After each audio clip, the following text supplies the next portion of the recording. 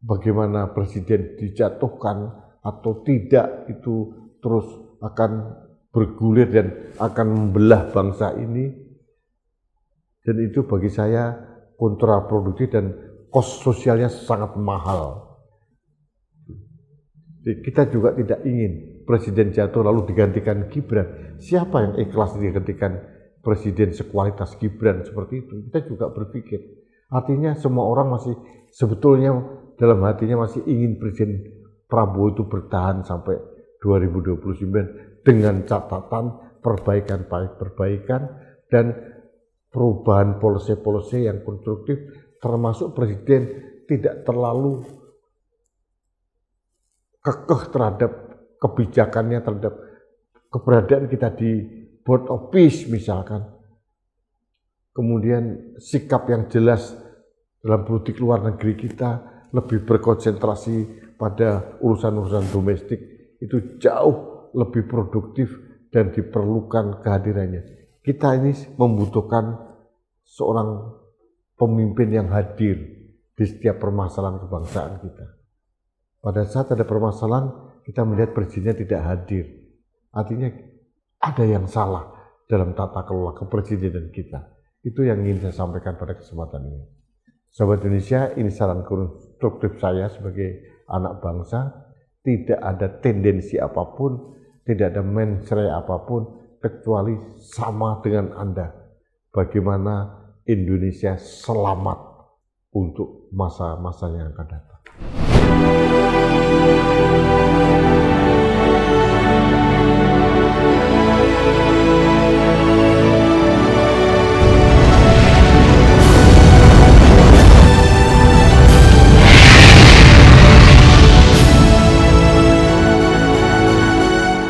Halo sahabat Indonesia, kita bertemu kembali dalam Opini Rudi di Anak Bangsa TV. Sahabat Indonesia, beberapa hari terakhir ini dengan melihat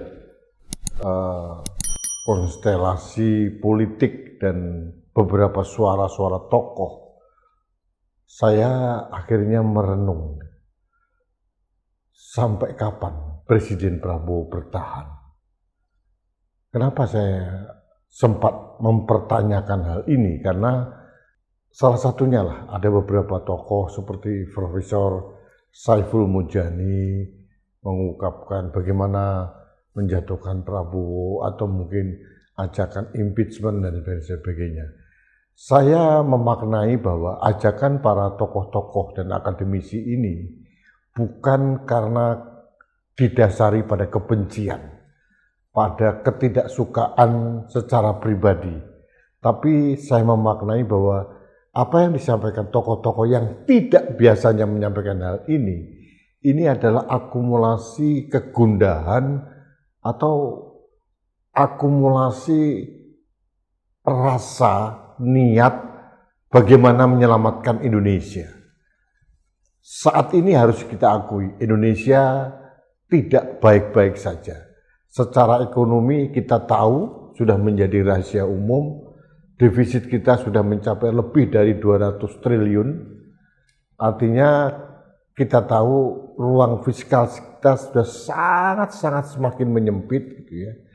Defisit APBN kita hampir mendekati ambang batas yang diizinkan, mungkin bahkan lebih dari itu, dari 3%. Kita berdampak secara global akibat perang di kawasan Teluk. Pemerintah sudah berusaha keras membuat suatu pernyataan bahwa BBM non-subsidi, Pertalite maupun biodiesel tidak akan naik sampai akhir tahun 2026 ini. Artinya pemerintah konsekuensinya harus memperbesar subsidi, karena kita tahu harga minyak dunia semakin lama semakin meningkat. Kita juga mengkhawatirkan cadangan energi kita, baik itu BBM yang konon kata Pak Bahlil hanya 20-25 hari, dan ada pertanyaan lagi bahwa apakah kapal-kapal tanker yang mengangkut minyak ke Indonesia itu sampai sekarang sudah bisa melewati Selat Hormuz itu belum fix. Kemarin Kementerian Luar Negeri mengatakan sudah ada sinyal positif, tapi sampai sekarang sudah seminggu lebih belum ada indikasi pergerakan kapal tanker yang mengangkut minyak kita, entah itu berbendera Panama atau berbendera apa, yang bisa mulus melewati Selat Hormuz, dan itu berdampak pada ketersediaan energi kita.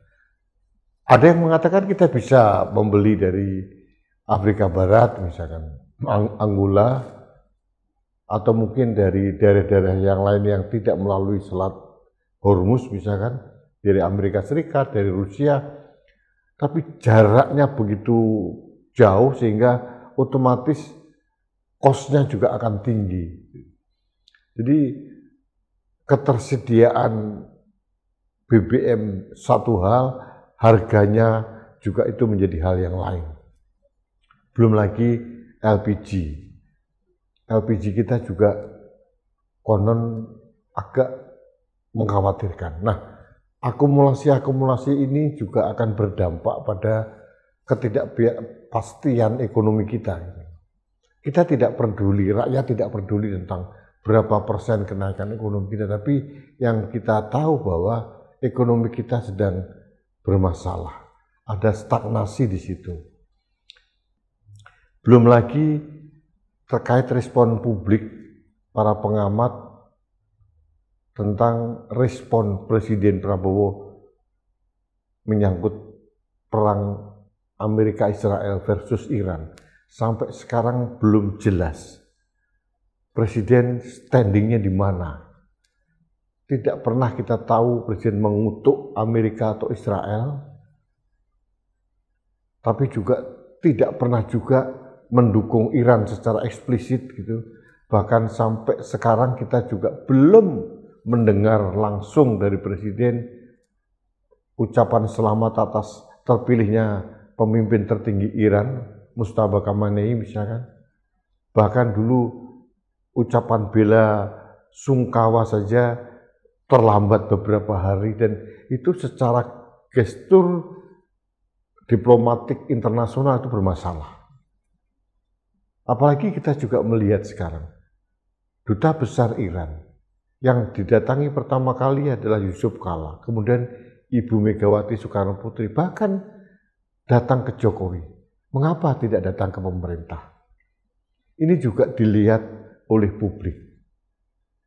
Belum selesai masalah itu, ada 3 prajurit TNI kita gugur di Lebanon Selatan.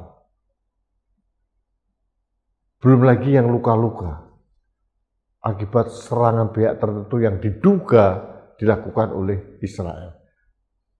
Ada duka cita yang mendalam yang disampaikan oleh Presiden Prabowo, tapi yang terjadi tidak ada upaya untuk menekan pemerintah Israel maupun Amerika Serikat untuk menginvestigasi hal ini. Utusan kita di Dewan Keamanan PBB sudah keras, tapi sampai sekarang juga belum ada kabar yang nyata. Ini kita bicara tentang gugurnya prajurit terbaik kita di pasukan perdamaian di Libanon. Belum selesai masalah itu, ada penyiraman air keras untuk aktivis HAM Andri Yunus, belum selesai.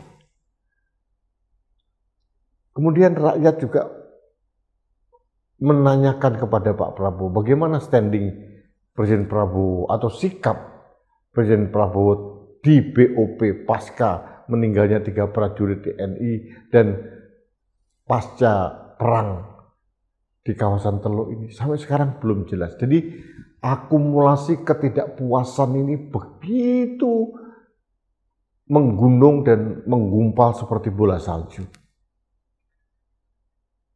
Masukan-masukan dari berbagai kalangan, ahli ekonomi, pengampat gizi dan sebagainya tentang bagaimana Presiden diminta untuk mengevaluasi secara total tata kelola MBG, sampai sekarang juga belum ada respon. Terakhir ada 72 korban SD di Jakarta Timur, korban keracunan LPG. Banyak sekali masalah. Belum lagi impor mobil bak yang dari India yang konon katanya dihentikan tapi ternyata terus masuk. Jadi publik ini melihat siapa yang mengendalikan negara ini. Seolah-olah ada yang bermain di level-level di bawah presiden. Ketidaktegasan presiden dilihat oleh publik. Saya mempunyai keyakinan, sebenarnya tidak ada kebencian pribadi untuk mengimpeach atau memakzulkan kepada Presiden Prabowo, apalagi makar. Saya kira semua orang mendorong bagaimana Presiden ini bersikap seperti saat menulis buku Paradok Indonesia. Di situ Presiden dituntut untuk merealisasikan apa yang ditulis, digagasnya dalam implementasi kebijakan. Ini yang belum terlihat sekarang. Bahkan beberapa tokoh seperti Said Didu dan lain-lain sudah mulai frustasi dengan cara Presiden. Sama seperti saya standing saya awalnya mendukung Presiden Prabowo. Karena sebagai rakyat, sebagai keniscayaan dalam kontestasi demokrasi, saya menerima Presiden Prabowo sebagai pemimpin. Tapi jujur saya juga banyak mengkritisi kelambanan kebijakan Presiden dan bagaimana dalam kondisi yang sangat-sangat krusial di dalam negeri, Presiden sering sekali keluar negeri. Terakhir ke Jepang dan Korea Selatan. Urgensinya apa? Itu ini masih kita pertanyakan. Benarkah Presiden membawa 500 sekian triliun investasi, implementasinya seperti apa? Kita belum melihat lagi progres penanganan pasca bencana di Aceh, Sumatera Utara, dan Sumatera Barat. Artinya terlalu banyak masalah yang dipertanyakan oleh publik, oleh masyarakat, dan dipertanyakan bagaimana komitmen Presiden Prabowo untuk menyelamatkan rakyat Indonesia dari masalah yang begitu banyak. Salah satunya saya harus mengatakan inkompetensi dari para pembantu-pembantu Presiden. Presiden dibiarkan sendiri menjadi sasaran tembak. Harusnya beberapa masalah-masalah seperti kasus Andri Yunus, masalah ekonomi, masalah bencana, masalah politik luar negeri, ada klaster-klaster pembantu presiden yang menangani, dan ini tidak terjadi. Sahabat Indonesia, ada berbagai versi. Apakah benar kita mau mengharapkan presiden turun di tengah jalan? Saya pribadi tidak berharap. Tapi realita di negeri ini yang paling penting adalah bukan mempertahankan siapa presidennya. Yang harus kita pertahankan itu adalah keselamatan bangsa dan negara. Harus ada solusi cepat. Dan saran saya kepada Presiden adalah mulailah responsif dan mendengar kritikan, saran konstruktif dari berbagai elemen bangsa. Dari para akademisi, mereka orang-orang seperti Profesor Saiful Munjani, Ferry Amsari, Islah Bahrawi, Said Didu, dan mungkin saya sendiri tidak mempunyai kepentingan kekuasaan. Kami tidak berpartai. Tidak ada rencana untuk mengkooptasi dan ingin masuk dalam kekuasaan. Yang kami suarakan ini genuine bagaimana kita menyelamatkan bangsa dan negara. Kita sedang dalam krisis besar. Kita membutuhkan leader yang benar-benar punya komitmen patriotik untuk menyelamatkan bangsa ini. Bukan sekadar leader yang sekedar omong-omong saja. Dan Presiden harus mencoba untuk mengatur dan menata narasi di ruang publik. Jangan sampai disalah artikan atau dimaknai berbeda. Seperti narasi tentang akan menertibkan para pengamat. Ini juga narasi yang tidak sehat. Narasi yang dimaknai dengan berbagai persepsi yang berbeda-beda. Jadi saran konkret saya adalah Presiden mulai mendengarkan para pengkritik dari akademisi ini, kalau perlu mengajak mereka berdialog, mencari solusi terbaik dalam masalah kebangsaan yang kita hadapi sekarang dari berbagai sektor satu persatu, ekonomi, politik, pertahanan dan keamanan, sosial, masalah pendidikan, masalah MBG, masalah koperasi Desa Merah Putih, dan kalaupun sekarang, sebagai contoh ini saya katakan, meskipun MBG dan koperasi Desa Merah Putih itu adalah program prioritas Presiden, kalaupun akhirnya secara realistis Presiden itu mengkoreksi atau merevisi tata kelola dari dua program prioritas ini, rakyat tidak akan mencibir atau menjerumuskan Presiden, tidak. Sebagai contoh konkret, MBG, program makan bergizi gotong royong yang dari APBN ini, menurut saya tetap perlu dijalankan. Di mana? Di daerah 3T untuk ibu-ibu hamil dan di daerah-daerah kantong kemiskinan ekstrim. Hanya itu saja. Tidak perlu massal seperti sekarang. Kalau perlu porsinya dinaikkan, itu kan usulan konkret saya. Kita tidak anti MBG, tapi MBG yang selektif dengan tata kelola yang baik. Koperasi Desa Merah Putih itu harusnya tidak perlu harus masif masa dilakukan dengan segala cara. Ada yang cerita sekolah yang harus digusur karena akan dibangun koperasi Desa Merah Putih. Kemudian ada BUMDes yang harus dimatikan karena harus ada koperasi Desa Merah Putih. Ini kan tidak perlu gitu. Programnya itu menyerap dana yang multi years, tidak beres setiap tahun sekian miliar begitu dengan mengorbankan likuiditas bank pemerintah kita. Jadi itu jauh lebih realistis. Jadi sekali lagi pertanyaan saya, sampai kapan Presiden Prabowo bertahan? Dan jawabannya tergantung Presiden Prabowo sendiri. Bagaimana Presiden menerima masukan dan saran saat kritik konstruktif, kemudian mengajak para pengkritik di luar pemerintahan untuk berdiskusi, mencari jalan keluar. Presiden harus juga mencoba menata ulang kabinetnya yang menurut saya banyak yang tidak kompeten. Jangan sampai semua masalah itu bermuaranya harus presiden. Ini yang tidak sehat.